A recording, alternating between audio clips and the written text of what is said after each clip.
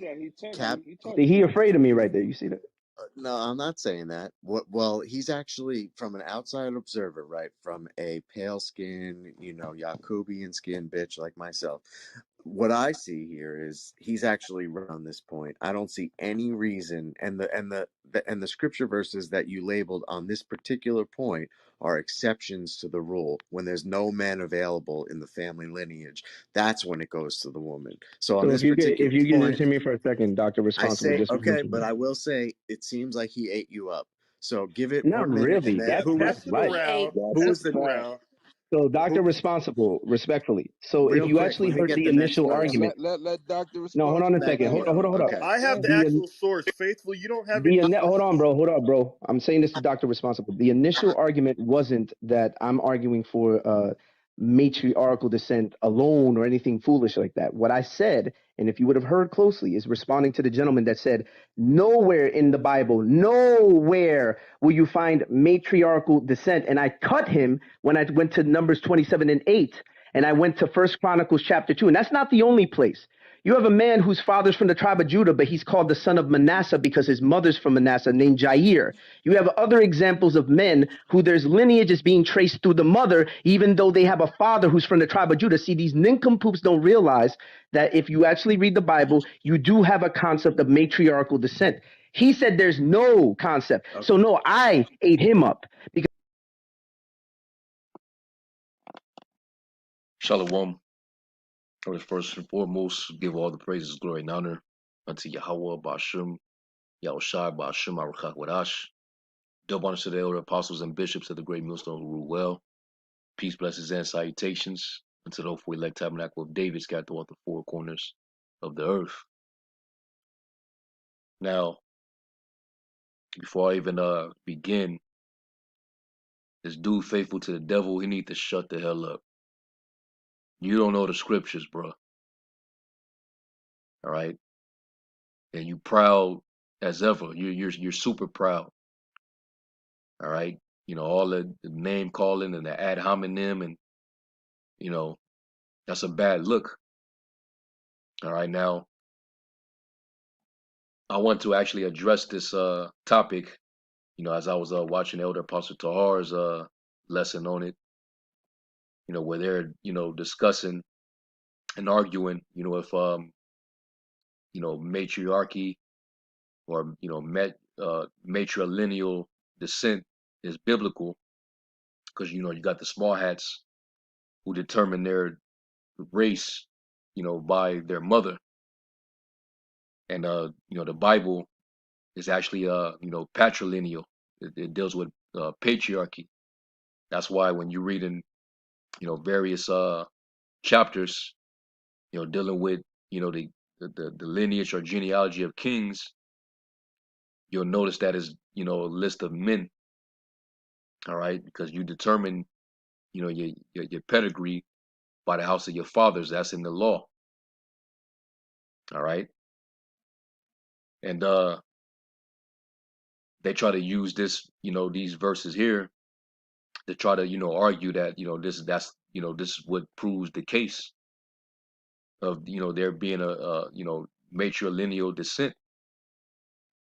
But this isn't really going into you becoming of a tribe based on what a woman is.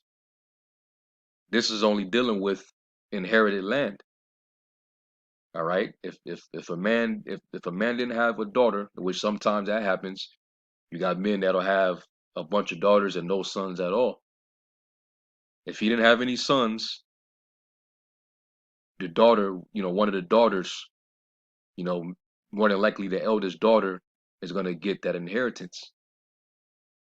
But what they leave out is that that same daughter, when she marries, she's supposed to marry of somebody of the same tribe of her father to keep that inheritance within that tribe and that family. So that really doesn't stop anything. All right. And we're going to get into it, but I just want to pinpoint that. And also what this is going to also show is that even though you have in this account, in this circumstance, you have what the scriptures say right here, an Egyptian that was given the daughter of an Israelite, all right, Sheshan. This is dealing with, you know, the lineage of uh, Judah. You read up above the genealogy of King David. So once it get down here to Sheshan, this is First Chronicles 2:34, and this is what he, you know, that proud demon, faithful to the devil. He said that he used this to cut Captain Tazaryak. All right, this followed by Numbers the 27th chapter. So we're gonna get them. The apostle went into it. I'm gonna go into it, but I want to go into another chapter in the law that they left out, showing you that these dudes really don't understand, you know, what they're speaking on. And that's why you have to study to show yourself approved, man. Search the scriptures, because these Christians, they'll come with these type of questions and use these scriptures, and if you're not learned, you know, they can, you know, leave you stuck. So that's why it's important to, you know, read these scriptures, read the law, read the history, you know, get into it.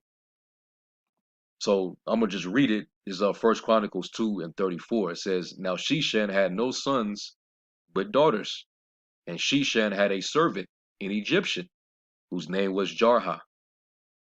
And Sheshan gave his daughter to Jarha, his servant, to wife, and she bare him Attai."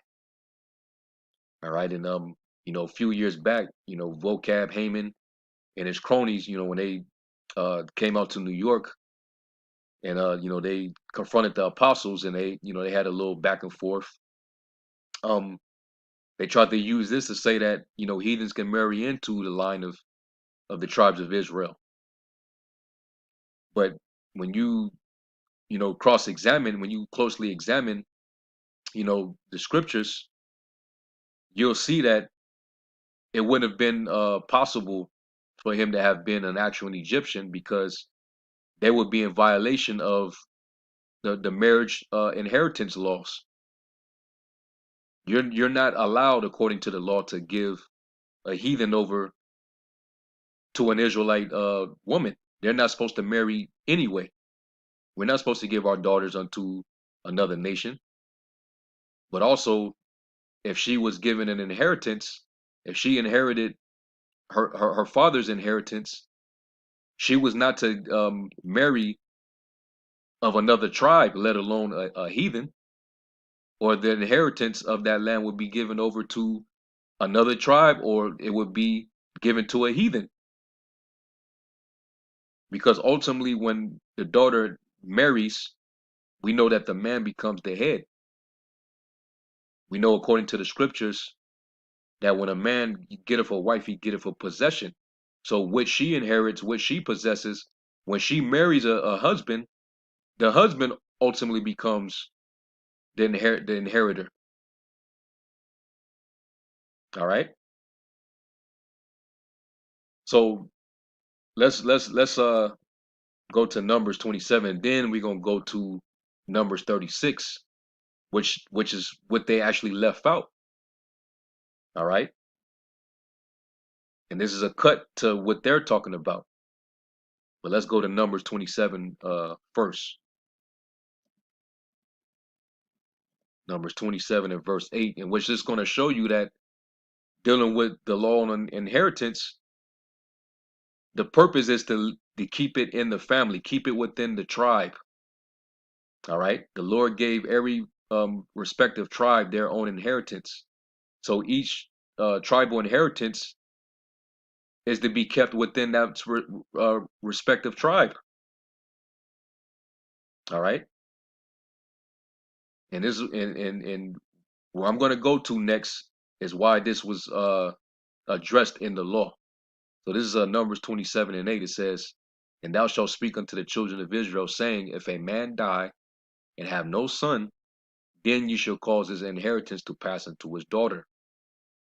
So she automatically, her being, all right, a daughter of that tribe because of her father, that inheritance by default is going to go to the daughter because he didn't have any sons, right? And if he have no daughter, then you shall give his inheritance unto his brethren. So just give it to his brothers. If he doesn't have a daughter, if he didn't have any children, all right, well, next in line, his brothers. If he got brothers,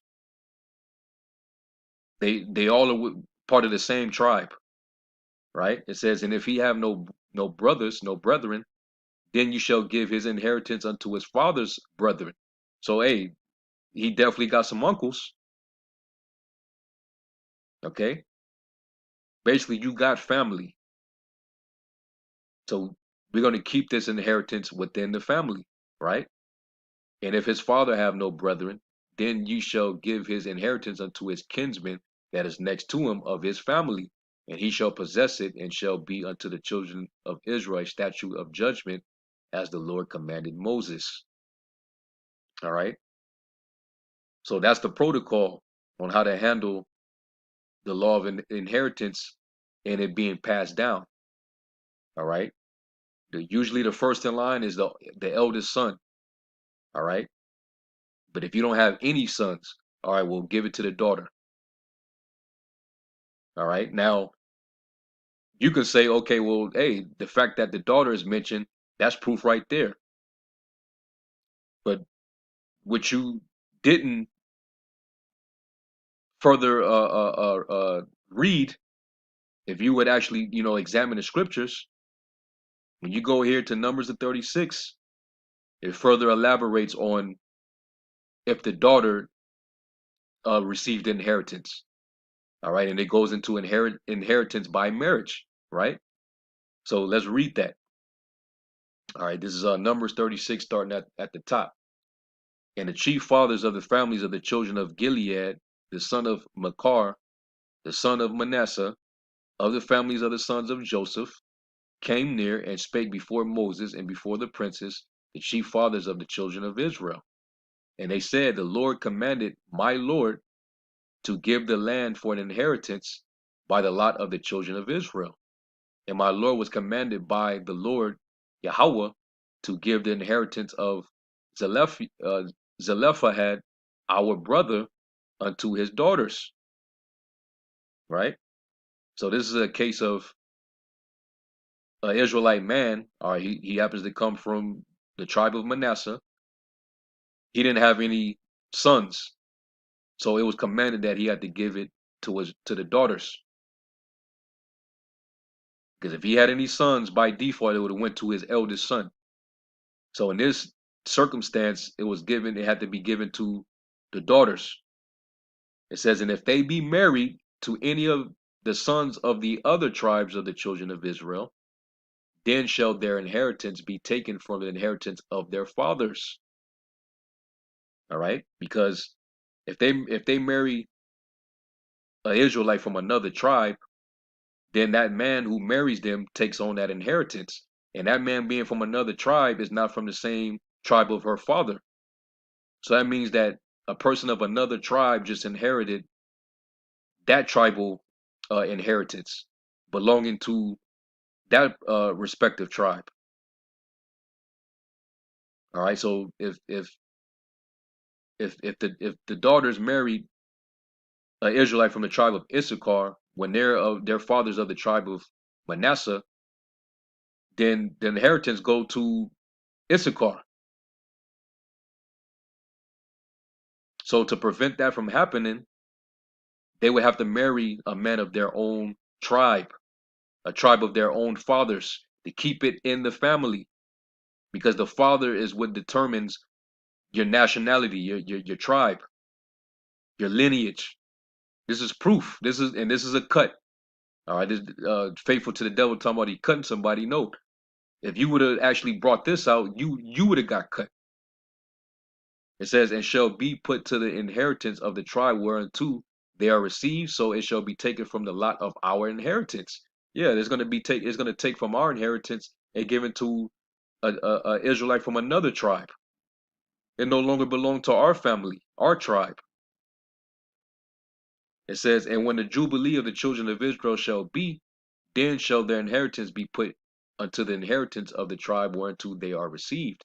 so shall their inheritance be taken away from the inheritance of the tribe of our fathers. And Moses commanded the children of Israel according to the word of the Lord Yahweh, saying, the tribe of the sons of Joseph have said well. This is the thing which the Lord Yahweh have commanded concerning the daughters of Zelophehad, saying, let them marry to whom they think best. Only to the family of the tribe of their father shall they marry. All right. To keep it what? To keep it in the family. To keep it according to the tribe of their fathers, because the father carries the seed. The father determines that inheritance based on what tribe he comes from, which is based on which your father is. You see? So really, this bypass what the hell he's talking about. It's still keeping it patrilineal. Okay? Because that daughter who was given inheritance, she still would have to marry a husband, and that husband would have to be of the same tribe of her father. You see? It says, so shall not the inheritance of the children of Israel remove from tribe to tribe. For every one of the children of Israel shall keep himself to the inheritance of the tribe of his fathers. And every daughter that possesseth inheritance in any tribe of the children of Israel shall be wife unto one of the family of the tribe of her father, that the children of Israel may enjoy every man inheritance of his fathers. All right.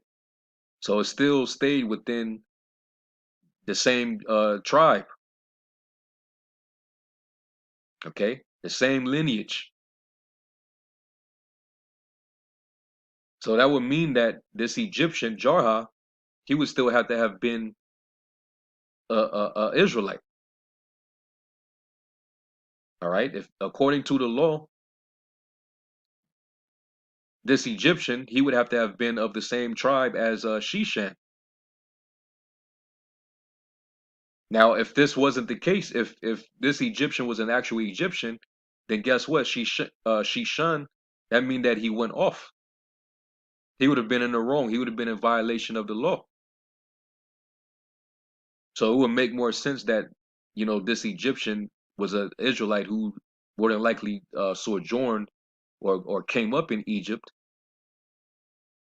and he came up to serve the house of Sheshan and became a servant. And you can have Hebrew servants. You just can't rule over him like you could rule over a heathen. All right. He probably gave good service to Sheshan, and he proved himself to be a good dude. So he felt that he deserved his daughter. Like, I'm gonna give my daughter to you, just like how Jacob served Laban and took and received both of his daughters. All right. So I'm gonna read a few more verses, and this is pretty much the point here, man.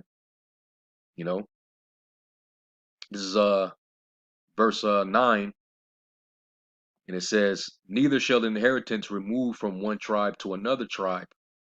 So that's prohibited for your daughter. If she be given inheritance because she had no brothers, she can't marry of another tribe, because the man from that other tribe would take on the inheritance of her father. All right. That tribe will be removed from that inheritance that was given to them. All right, so they had to keep it in the family. She had to marry somebody from her tribe. It says, but every one of the tribes of the children of Israel shall keep himself to his own inheritance. Even as the Lord commanded Moses, so did the daughters of Zelophehad. For Mahlah, Tirzah, and Haglah, and Milcah, and Noah, and the daughters of Zelophehad were married unto their father's brothers' sons. All right, meaning they're basically their cousins, to keep the inheritance within their tribe. And they were married into the families of the sons of Manasseh, the son of Joseph, and their inheritance remained in the tribe of the family of their father. Okay, so this is clearly in the law. So it's still patriarchal. So faithful to the devil. Shut all the way the fuck up, bro. Shut up. You ain't cut nothing, and nor could you use this to try to prove that a heathen can marry into the sons of Jacob, that they can actually become part of the lineage of a tribe of Israel. That can't happen. All right, Jarha had to have been an Israelite.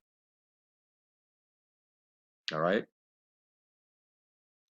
so that's pretty much my response to it.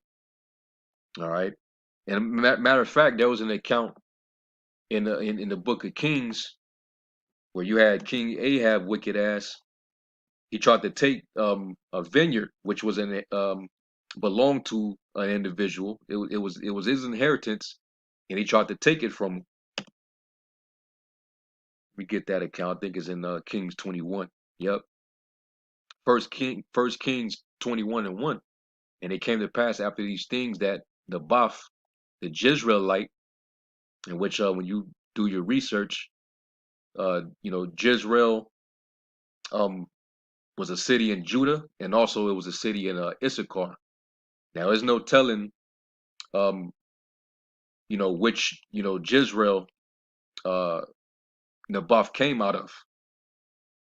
All right, but based on this account, this circumstance, the fact that he denied Ahab of this inheritance, this vineyard that he inherited, shows you that Ahab more than likely probably had been of another tribe. All right, even though because Ahab was of the northern kingdom. All right, but watch what happens. It says that Naboth the Jezreelite had a vineyard which was in Jezreel, hard by the palace of Ahab king of Samaria. And Ahab spake unto Naboth, saying, Give me thy vineyard, that I may have it for a garden of herbs, because it is near unto my house, and I will give thee for it a better vineyard than it. Or if it seem good to thee, I will give thee the worth of it in money. So he was basically trying to bribe him out of his inheritance. And Naboth said to Ahab, The Lord forbidded me that I should give the inheritance of my fathers unto thee. Why? Because he's referring back to the law. I can't give that up to you. Okay? He had to more than likely give it, to one of his sons. All right? Or if he didn't have any sons, it would have to have gone to his daughter. Can't just give it over to, another, Israelite just because. And of course, he did that because, he's king, so he, pulling rank on Naboth, you know. But he was like, no, I can't give that to you. I have to keep this, within, my father's house, my father's family. And when you read further, down into the chapter, his wicked ass wife Jezebel, she was like, "Don't worry, don't you govern Israel? I'll give you the vineyard of Naboth." And she had him put to death, and that was wicked as all hell. Okay, but this is just another account. So yeah, man, this is and that's dealing with patriarchy. This is inheritance of my fathers. He didn't say of my mothers. He said of my fathers. I'm not going to give you an inheritance of my fathers unto thee. So, Lord willing, this was edifying. I had to, do a response and, bring some edification to it. All right. Because this right here, it actually goes, further in depth into, the inheritance by marriage, the law on inheritance. All right. Especially if, you have a daughter, if you don't have any sons, but you got a daughter and you got to pass the inheritance down to your daughter. Well, here's the law on it. All right. It's still, ended up becoming inherited by a man because she still had to marry a man of her tribe. All right, so that's it, man. Lord willing, this is edifying. I'm gonna give all praise, glory, and honor to Yahweh Shai. And until the next lesson, Shalom.